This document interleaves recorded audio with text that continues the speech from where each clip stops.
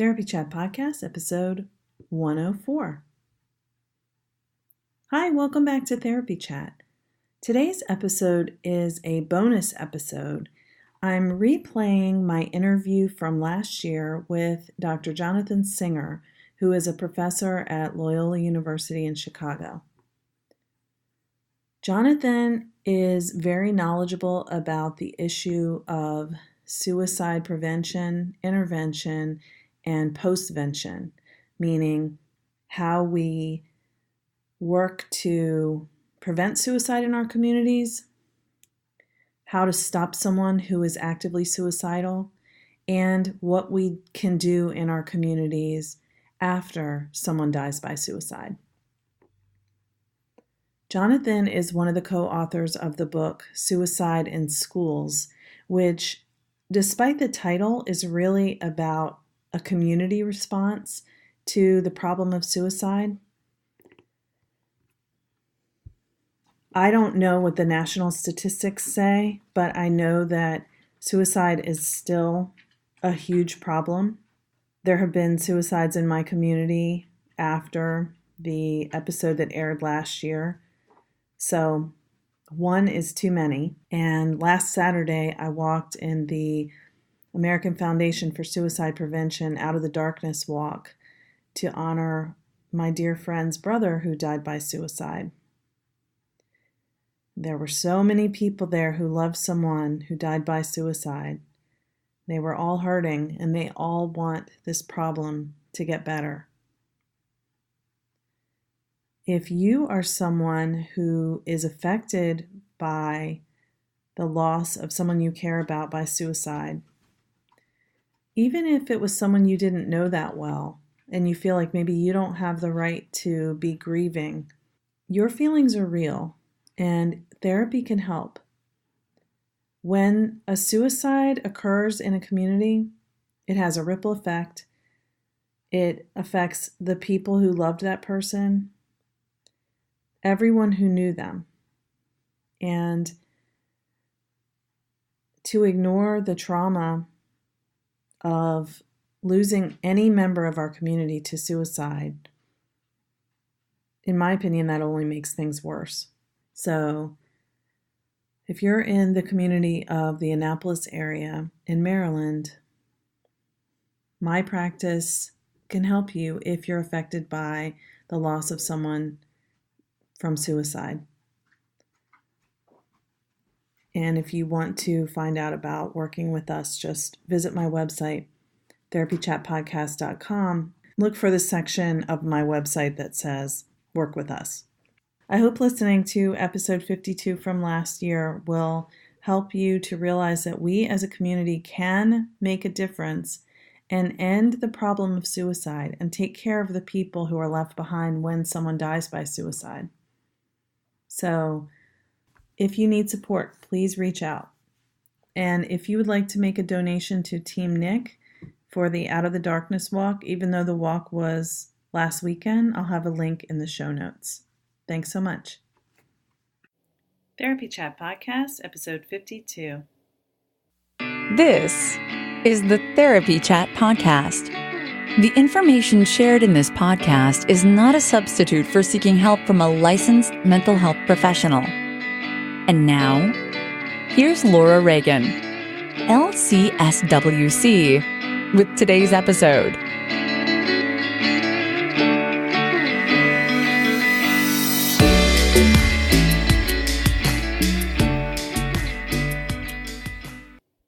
Welcome back to Therapy Chat. Today's episode is a little bit different because September is Suicide Prevention Awareness Month, and today is Friday, September 23rd, and I'm going to be interviewing Dr. Jonathan Singer, who is a professor at Loyola University in Chicago and the author of the book Suicide in Schools. Jonathan has worked for years in the field of suicidology, and so I wanted to talk to him about his work and his book and find out what we can learn during Suicide Prevention Awareness Month that will help us understand this mysterious and scary problem, which is taking too many lives. Today's episode is dedicated to Nick Moothart, who is my dear friend Sarah Linehan's brother, who passed away from suicide in December of 2013. Sarah has a fundraising page for the American Foundation for Suicide Prevention Out of the Darkness Walk, which here in Annapolis is tomorrow, September 24th. To make a donation to Team Nick, go to my fundraising page for Team Nick, which you can access in the show notes for this episode. Whether you would like to donate to Team Nick or support the American Foundation for Suicide Prevention in another way, I hope you will consider making a donation to end suicide, which is a problem that is just destroying families. And certainly in my community here outside of Annapolis, so many lives have been lost to suicide, and I see the effects on both in my practice and in my personal life when people are left behind.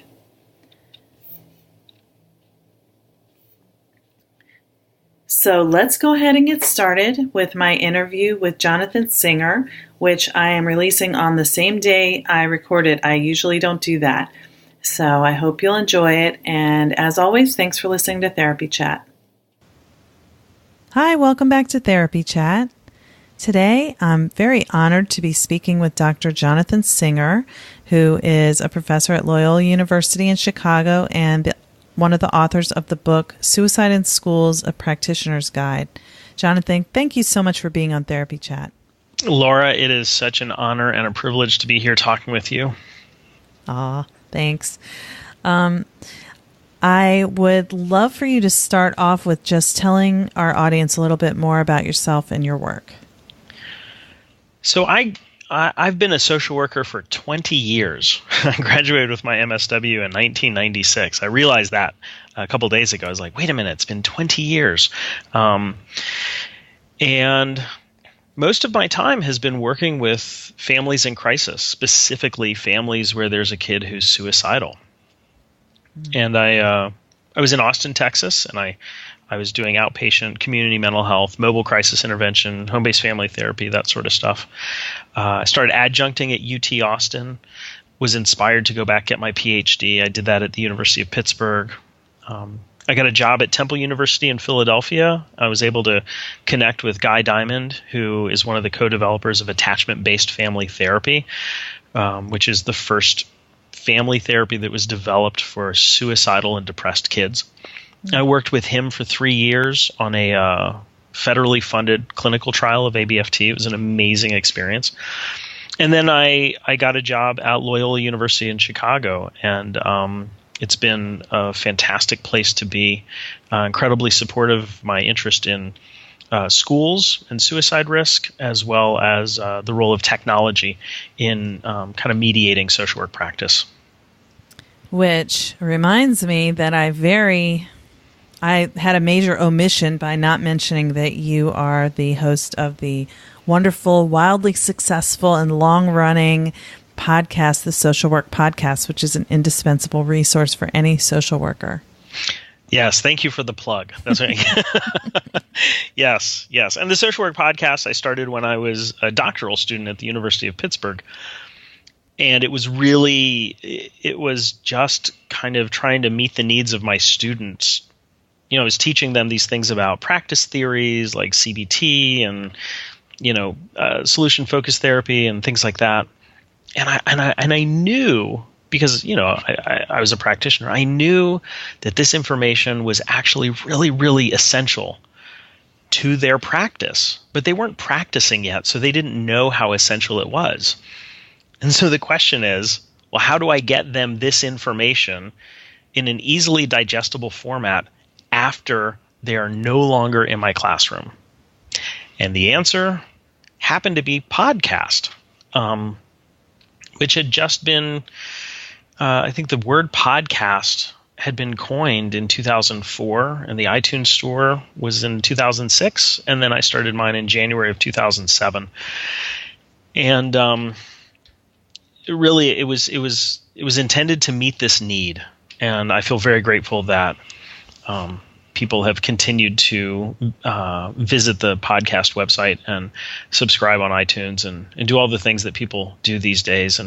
And I have to say, Laura, I mean, one of the things that I've also been just so delighted at is that there are other social workers and psychologists and counselors and LMFTs who in the last 3-4 years have started podcasts and have been able to tackle issues and topics and have guests on that I don't.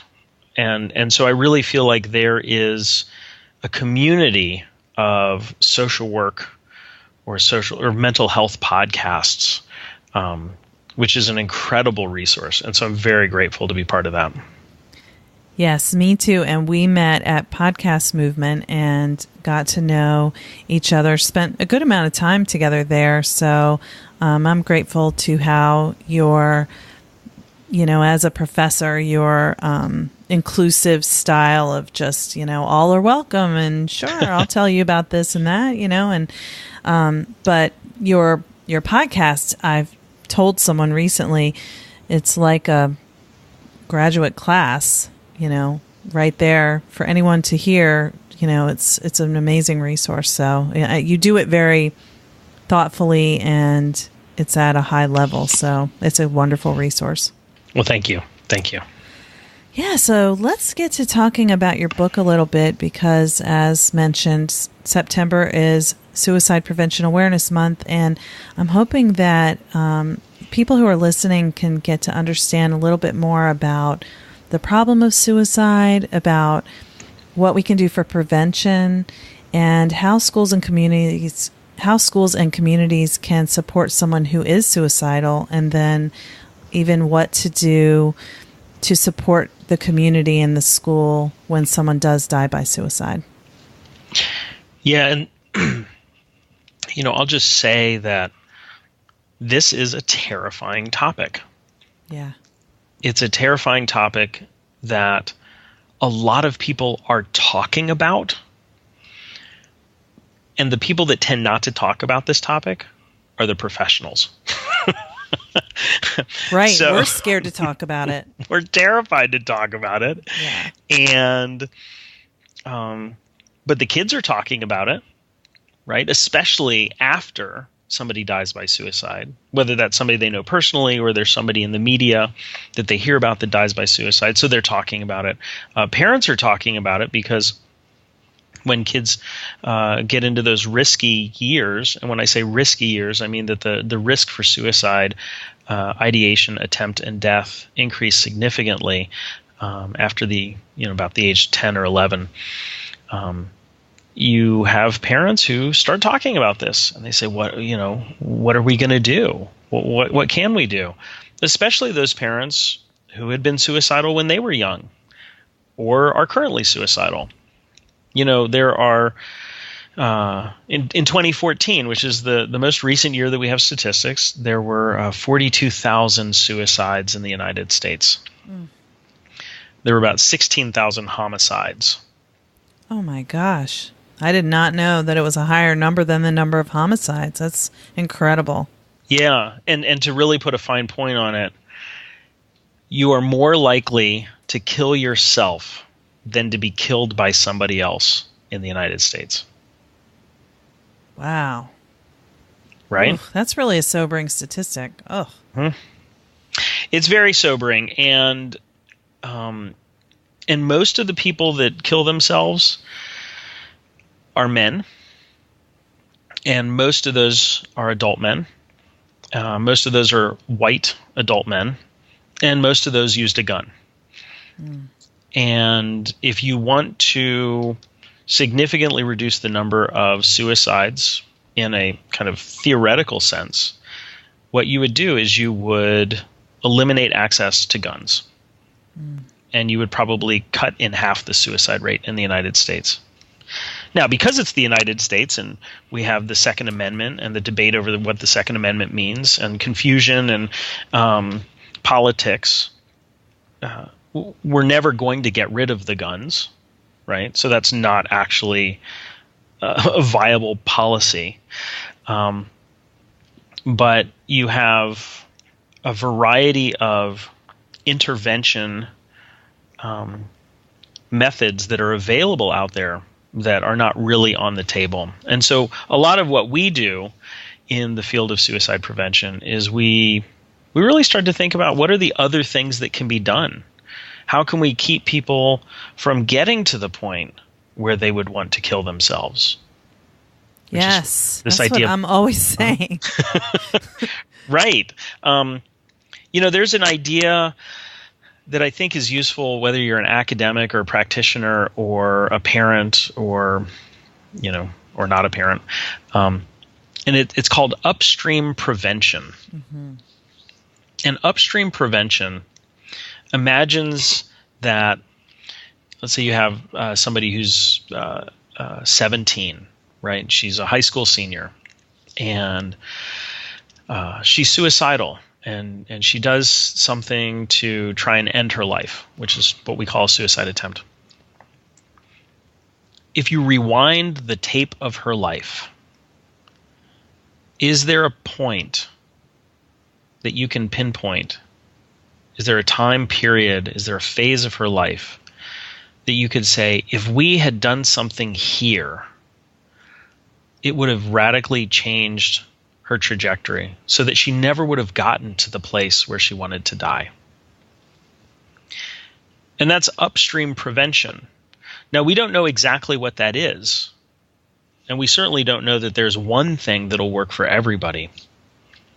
But one of the things that we do when we think about suicide prevention in schools is we think about it from a universal perspective, meaning these sorts of things would work for everybody, regardless of whether they have any sort of problems or not.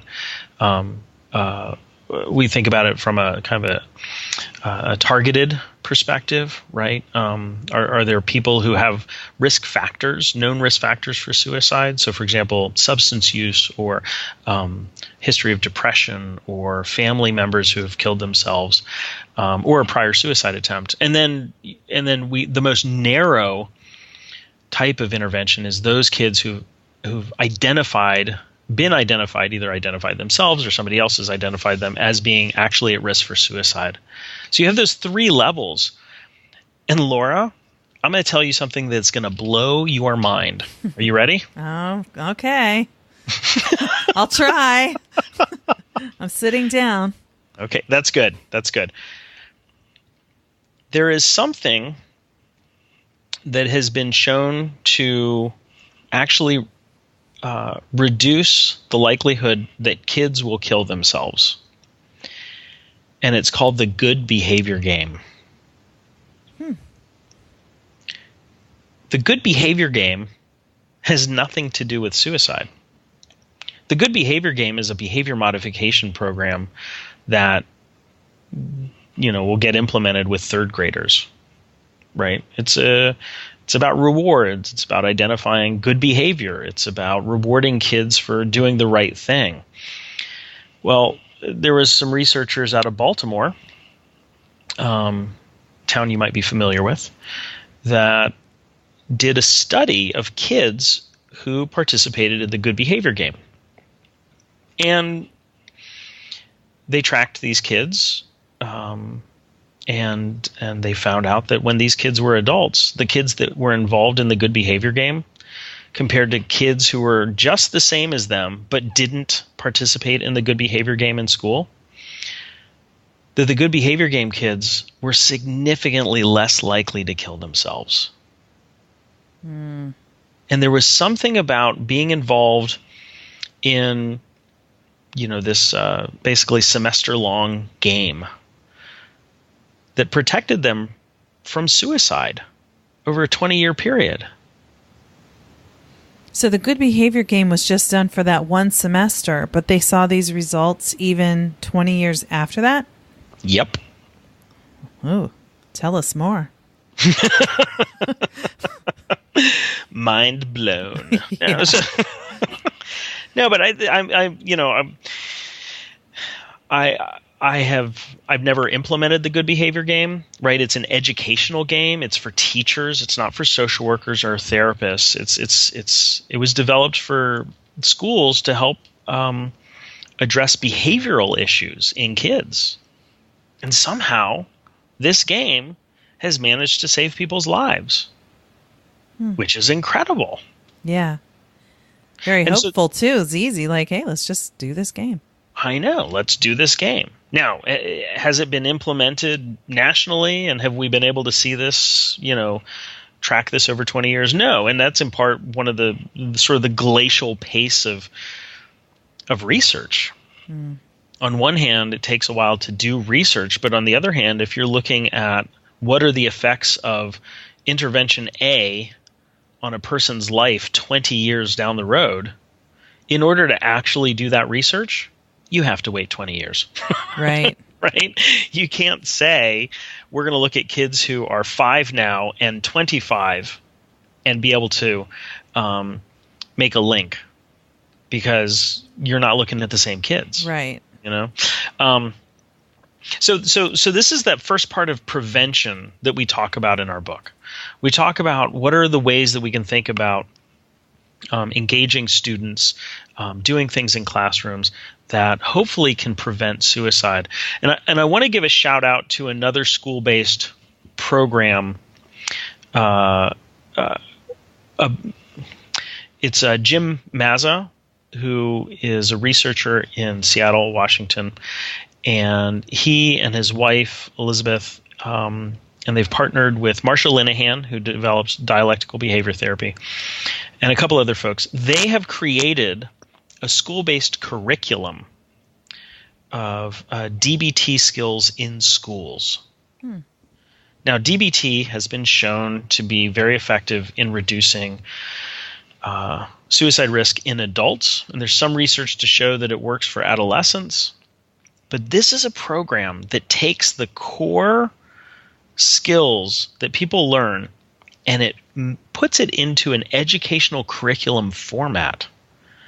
And I and many others in the field of suicide prevention are very hopeful that this kind of social emotional learning that can occur in schools will actually significantly reduce suicide risk by providing all students, not just students who've already been identified at risk, but providing all students with the kinds of skills and coping mechanisms that they can rely on when they do find themselves to be suicidal, or when they find themselves to be in situations that seem to lead to suicidal ideation or desires to end one's life. Well, that sounds very promising. It does. It sounds very promising. But again, do we know that it works? No. We're going to have to wait. We're going to have to wait a long time, which is incredibly frustrating for parents who are sitting there saying, well, wait a minute. My kid is suicidal now. What do I do? Yeah. So can you talk a little bit about what people can do now if their child is suicidal, or what the schools and the communities can do to support that child and family? Absolutely. So there are a couple of things. One of the things that schools need to do is they need to make sure that they are thinking of themselves as sort of the center of the wheel, right? They are at the center of this child's life. Now, if you're an outpatient therapist, or you work in a hospital, or you're just a parent, you might be thinking, well, why is the school the center? Well, the school is the center in part because that's where the kid spends most of their day. Mm-hmm. They're surrounded by other kids, and they're surrounded by adults who are able to understand that child's behavior in a context of other children. Parents are amazing. I'm a parent, right? I'm not an amazing parent, but I'm a parent, and so I know my kids well, but I don't actually know my kids well in the context of other kids. Yeah. So schools are really the hub, the center of suicide prevention, because that's where you get to see all the highs and lows, and you get to see how they are either consistent with or different from what's going on with their peers at any given moment. And so what schools need to do is they need to think of themselves as the hub that coordinate the services with other providers. So community mental health, hospitals, primary care, all those sorts of things. And when they do that, either by identifying therapists in the community who know how to work with somebody who's suicidal, who's willing to do school visits, who can coordinate with hospitals, right? Do the kinds of things that schools themselves can't do because they don't have the time or resource. Then what they're doing is they're building this safety net. And one of the things that schools can do with your child that is suicidal is that the schools can monitor that suicide risk. And one of the things that we developed for the book is something that we call the suicide risk monitoring form. And this is a very quick and easy, can be self-report for kids that are able to fill out forms. It can be administered for kids that are unable to fill it out themselves. And it's the kind of thing that will allow you to measure suicide risk and protective factors, things that, reasons why they want to live, reasons why they might not be at risk for suicide, and monitor that and be able to graph it and chart it over time. So if you're an outpatient therapist and you're like, I see this kid once a week, and I'd really love to be able to get some information about how he's doing on a regular basis, you certainly should ask the parents, but you should also ask the school. Can somebody administer this survey or, this risk assessment form? Get some information. Sign the release of information so I can get it, right? It's a really powerful way of tracking suicide risk over time. Okay. That's a great resource that's right in your book. It's right in the book, and we tell you how to use it. And anybody that buys the book can download these e-resources that are in the book, and they're, they can print them out and they can use them whenever they want. We worked out with the publishers that we transfer the copyright to the purchaser of the book for all of these worksheets. That's great. Yeah. Now, some of the other resources, if your kid is currently suicidal, let's say you have somebody in middle school or high school.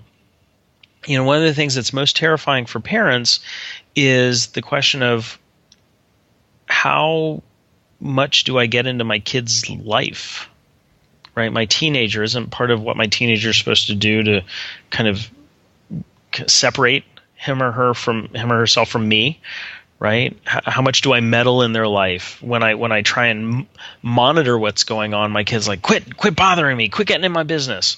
Yeah. And they need privacy. They need privacy. But if what happens in their privacy is that they do things that could end their life, then they no longer can have that kind of privacy. Right. And so this therapy, attachment-based family therapy that I worked with, has some really amazing basic concepts that I think parents will find really useful. And one of those is the idea that parents need to let kids know that the kids have the right to come to the parents when they're feeling depressed or suicidal. There are a lot of things that teenagers don't need to come to parents about. It's totally fine for teenagers not to come to their parents about issues related to their peers, or maybe they've got some issues with their schools. I mean, it would be ideal if they would, but they don't have to. But if the choice is, I would rather kill myself than talk to my parents, then that is a choice that the parents need to actively work to take off the table. And there's a very simple thing that parents can do, and that is, and this might sound condescending, but I don't mean it like this, is to listen to your kid, to validate their experience, which is not to say that you agree with it. It's just to validate that you get that they are feeling that way. And to give them the space to talk about what's going on. So if a kid's like, well, I don't want to come talk to you because every time I come talk to you, you just tell me, oh, you're an amazing kid. It'll get better. Well, of course, the kid hears that, and basically the kid's saying to himself, well, my mom doesn't get me because I just told her I'm in pain, and she said, but it'll be fine. Don't worry about it. She's totally blown me off. So instead, you do what a therapist does, which is say, so it sounds like you're pretty miserable. Tell me more. Right? That's the special sauce. That is what makes it so simple. It's not easy, but it's simple. You say, tell me more. You label their emotions. You sound so sad. You sound so lonely right now. You sound really angry. Tell me more. Yeah, I could see why you would be so frustrated with me and, your dad. Because we weren't there for you. Yeah. So tell me more about that. Right? It's that idea that you get the kid to talk and suddenly they're like, oh, wait, I can talk to my parents. And they get it. And at 2 a.m, when they have the option of doing something to end their life or texting their friends who might not be able to manage what's going on, they can go next door and knock on their parents' door and be like, I don't think I can make it through the night. They're like, okay, you seem really miserable. Tell me more. Yeah, you talk about how simple that is, and yet it's so hard for some of us to talk about emotions. And I think, even culturally, it's just not really encouraged to express in that way. So we may think we're being supportive by saying, well, just put that behind you and just, tomorrow's a new day. Just try to forget about it. People always say in therapy how hurtful it is when they try to go to someone with their emotional experience and they're told, well, just try to forget about it. Try not to think about it, because the person's saying, I don't want to know how you feel. I just want you to stop feeling that way. Yes. Yeah, that's exactly right. So that one point that you just made is so important, I think, for people really to kind of put a frame around that. That's really, really important. Mm-hmm. Yeah, and also it's okay for parents to reach out to their friends. Again, this is the kind of thing where there's this fear of talking about it. Maybe the fear from the parent is, I will be seen as a bad parent, mm-hmm. right? Or this facade that I perpetuate on Facebook is going to come crumbling down when they find out that, that absolutely deliriously beautiful profile picture that I have is a complete lie. And currently my life is a disaster and my kid wants to kill himself and my partner and I are just fighting, like cats and dogs, and my kids are confused because nobody knows what's going on. Right? That's embarrassing. It's shameful. But, if we can't connect with our community and our friends and our supports as adults, this gets really, really hard. Yeah. Now, in your book is brief attachment-focused family therapy. Is that the right? Yeah, attachment-based family therapy, ABFT. Yep. Okay. Is it described in the book? Because I know. Yep, it is. That intervention's out there, but I certainly know in my community it's not one that's like just every therapist knows how to do. No, and in fact they wouldn't. And again, this is the glacial pace of research. So ABFT has research support, but in terms of training therapists, they're still in their early days. Yeah. They're a couple dozen trained, certified therapists around the world. And they're ramping up trainings across the country. But you can certainly learn more about ABFT in the book. And on my podcast, I interviewed Guy Diamond and Suzanne Levy, two of the co-developers, about it. And so that's another resource. I'll be going right to there after we finish. Excellent. Okay, so I don't know if you have more to say about how to support a suicidal kid, or if you want to move to what to do when someone does die by suicide. Well, what I will say is that I have scratched the surface about supporting kids who are suicidal. But the take-home message for parents is, I know that you want to be there for your kids, and it's incredibly painful to not know how to be there in the right way. But putting yourself out there and saying, I might not have done this right in the past, but I want to do it right now. Tell me more, is a great place to start. And you can't go wrong by doing that. Yeah, and when you're talking to a teenager and you admit that you made a mistake before, you get a lot of respect from them for doing that. Absolutely. And parents are terrified because they're like, oh no, I lose all my power. But in fact, they have the power to begin with, and acknowledging that they're not all powerful is a way of gaining that respect. Yeah. Yeah. So briefly, some things that can happen in schools after a suicide death. And here's another fun fact. The person in the school that's most likely to die by suicide, do you know who that is? The kid who gets bullied? It's a teacher. Oh my gosh.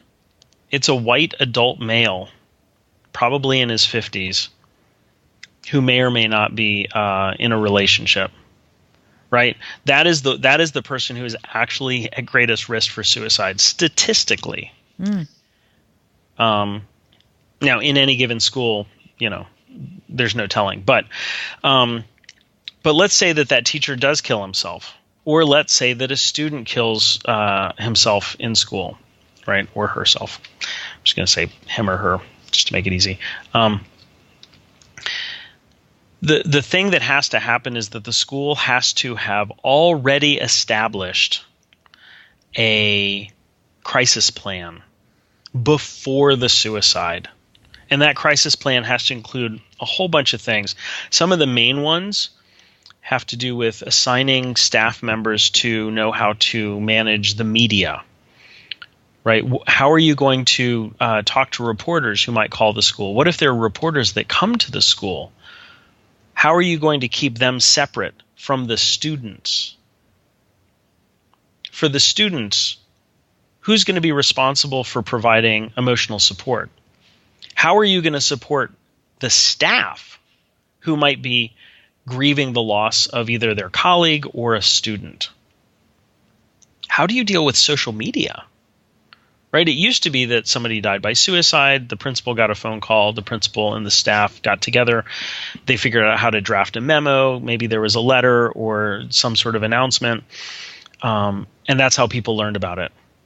Today, if there's a kid that dies by suicide, who's the first people that know about it? Twitter. The kids. Exactly. It's other kids. Yeah. Suddenly the schools are the last ones to know. And God forbid the family's like, we don't want this to be called a suicide. But, kids are Snapchatting, they're Instagramming, they're tweeting. It's on Facebook. And the family and the school have completely lost control of the message. Essentially, Twitter, social media becomes a PA announcement. Yeah. Which is the worst way to announce a suicide death. And it's the worst way because there's no way to monitor people's reactions to that. Now, one of the things that's important for folks to know is that research done by David Brent and his colleagues many years ago at this point found that if you take a group of kids who are at risk for suicide, maybe they might be depressed, maybe they've had thoughts of suicide in the past, and one of their friends dies by suicide, the kids that are the closest to the deceased kid are actually less likely to be suicidal than the kids who are one level removed. Now, this sort of flies in the face of logic. Wouldn't you think that the kids that are closest to the person that died by suicide, the ones that are going to be most at risk? It doesn't seem to be the case, and the reason why seems to be that those closest can see the pain and suffering that's caused by a suicide, and that in and of itself makes them think twice about doing something to end their life. But those that are one or two steps removed, they don't see the pain and the suffering that it causes others. They might see the memorials or the remembrances, or everybody gathering around saying, oh, Stephanie was such a great person, right? All the things that people are not saying about them right now. And so they're more likely to kill themselves. And so what I always tell kids is, and adults, is I say, suicide doesn't end the pain. It just gives it to everybody else.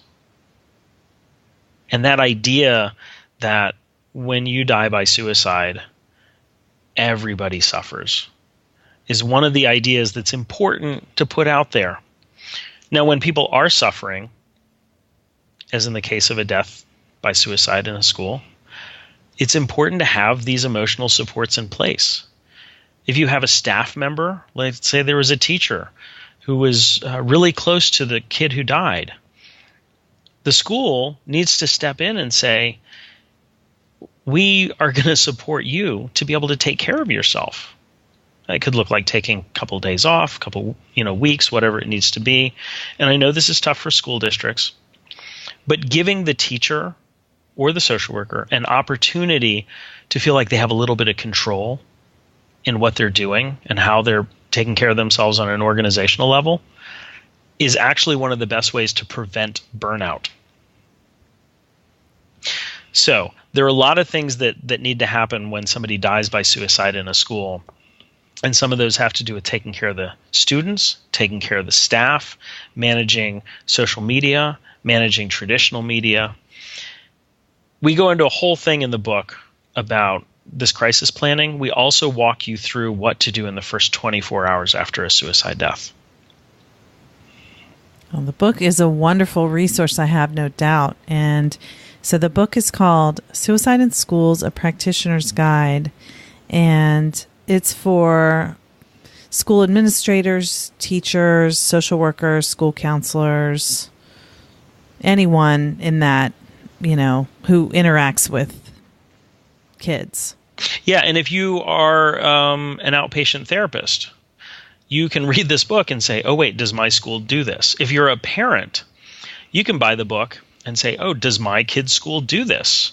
And if they don't, I'm going to set up a meeting and talk to somebody to find out, well, why don't you? This book, I'm very proud to say, has been presented at state-level congressional proceedings around suicide prevention grants, school-based suicide prevention, and held up and said, this is a book that really outlines what we should do. And that's why we wrote it. And so even though it's called Suicide in Schools, people have said that it is a book that folks outside of the school arena find useful. Well, that's wonderful. I wish we had more time to talk about your book today, but I am going to go over and listen to your podcast episode to learn more and pick up the book too. That's excellent. And right now, for whatever reason, I think it's because Suicide Prevention Month, it is actually on deep discount from the Routledge website. Oh, good. Yeah. Okay. Yeah. And so how can people find your podcast and the other stuff you're doing? So you can go to Google and type in Social Work Podcast, or you can go to socialworkpodcast.com. It's an easy way. You can go to iTunes. It's also on Google Music under podcasts, which is totally clunky and cumbersome these days. And I really hope that they work that out a little bit. The podcast is also on the Stitcher mobile app, where you can get the latest 10 episodes, which, given the irregularity of my posting, could work for you for a good 18 months worth of episodes. If you're interested in any of my research or other stuff, you can go to Loyola University, Chicago, and just search for Jonathan Singer, and you can get my official faculty page. Awesome. Jonathan, thank you so much for being on Therapy Chat today. I've really enjoyed our conversation. I think it's going to be really helpful, and I'm excited because I'm releasing it today during Suicide Prevention Awareness Month. So you'll That's be able amazing. to listen right away. That's great. Laura, thank you so much for inviting me. I really appreciate it. To make a donation to Team Nick, go to my fundraising page for Team Nick, which you can access in the show notes for this episode. It's okay if you don't make the donation before September 24th. The page will remain open. And I appreciate any donations that you make.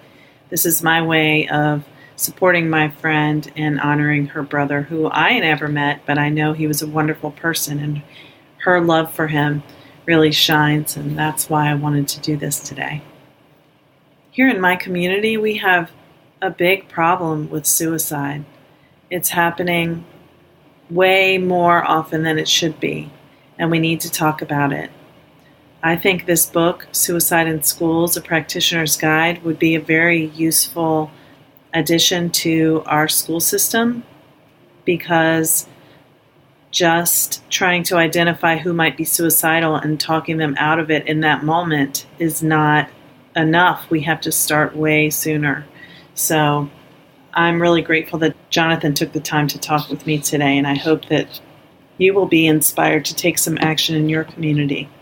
As always, thank you for listening to Therapy Chat, and I would love for you to go over to iTunes and leave a rating and review and subscribe so you can get all the latest episodes as soon as they come out. Thank you for listening to the Therapy Chat podcast with Laura Reagan, LCSWC. For more information, visit Laura's website at www.laurareaganlcswc.com.